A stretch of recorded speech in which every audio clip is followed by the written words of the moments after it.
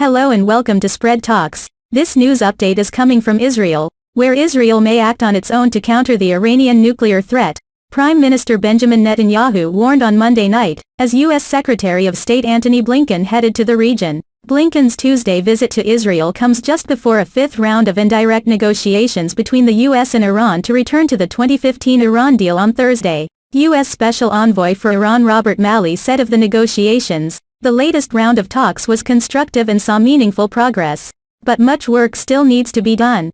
He expressed his hope that the fifth round will further advance toward a mutual return to compliance. Blinken himself and another senior State Department official briefing on the matter did not say Iran was on the agenda for the visit, but Israeli officials plan to raise the matter in their meetings with him. At an award ceremony for excellent Mossad agents on Monday, Netanyahu said, "The top mission for every one of you is to prevent Iran from arming itself with a nuclear weapon. That is the supreme mission." Netanyahu said he values our friend the U.S. very much, and their support is part of our national security. However, he added, ensuring that the Ayatollahs will not stop the thousands of years of existence of the Jewish people will require us to make courageous and independent decisions. With or without an agreement, we will do everything to prevent Iran from arming itself with a nuclear weapon, because that is our existence, he stated. Netanyahu had warned multiple times last month, following the attack on Iran's Natanz nuclear plant, that Israel would defend itself against Iranian threats. He stressed that Jerusalem would work to combat Tehran's nuclear ambitions. Reports at the time claimed that the Mossad was behind the attack at the Natanz nuclear plant in Iran. It was the second attack on Natanz that foreign reports have blamed on Israel within the past year,